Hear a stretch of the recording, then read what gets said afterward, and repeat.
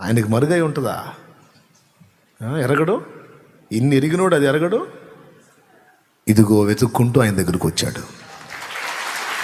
వాని దగ్గరకు వచ్చాడు.